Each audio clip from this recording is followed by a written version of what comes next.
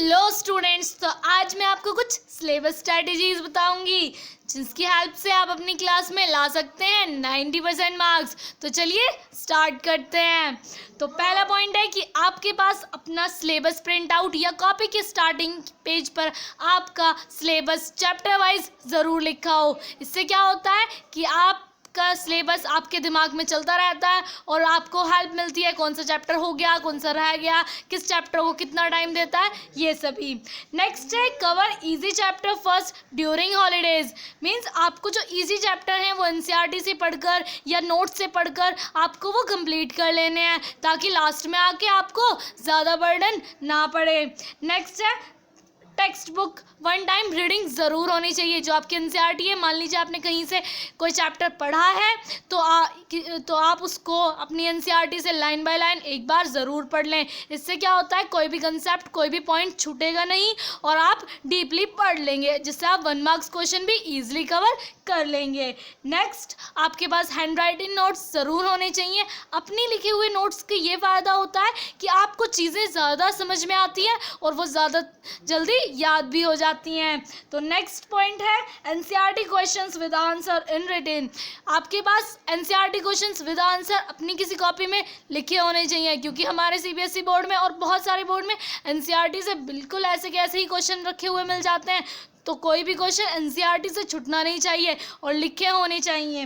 Next है last 10 year important questions. तो last 10 year important question तो बिल्कुल नहीं छोड़ने हैं, क्योंकि क्वेश्चंस रिपीट होते रहते हैं।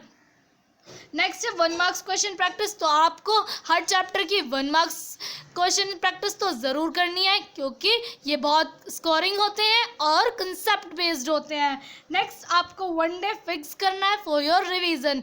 क्या आता है कि आप पूरे हफ्ते पढ़िए और एक दिन अपना ऐसा फिक्स कीजिए जो आपने पूरे हफ्ते पढ़ा उसको रिवाइज कीजिए। इससे क्या होगा कि आप चीज़ें भूलेंगे नहीं। नेक्स्ट, इन सब स्ट्रैटेजीज़ की बेनिफिट क्या है वो मैं आपको बता देती हूँ।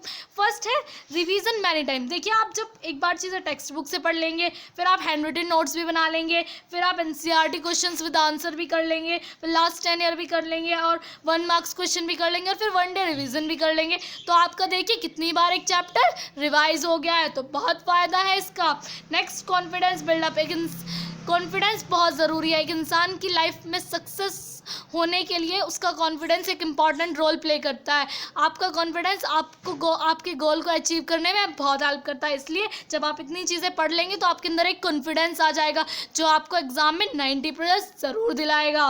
नेक्स्ट पॉइंट है कि learn and clear the concept. जब आप इतनी बार पढ़ लेंगे तो चीज़ें याद हो जाएंगी। मान लीजिए अगर आप एक ही चीज़ को 10 बार पढ़ते हैं तो वो चीज़ अगली बार आपको पढ़ने की ज़रूरत नहीं होती, आप अपने आप बता देते हैं। तो क्यों?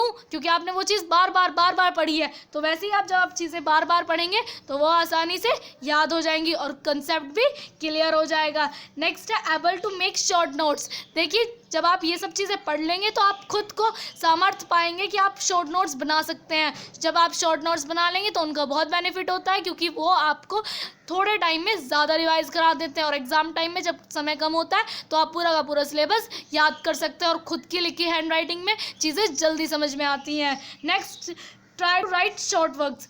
आपको चीज़ें शॉर्ट उसमें लिखनी है। मान लीजिए आपको एक डेफिनेशन दे रखी है और उसके कुछ पॉइंट्स दे रखे हैं, तो आपको सिर्फ कुछ पॉइंट्स लिखने हैं ताकि आपको और उन पॉइंट्स को देखते ही आपको पूरा कंसेप्ट, पूरी डेफिनेशंस, पूरा प्रोसेस ये समझ में आ जाए, एकदम रिकॉल हो जाए।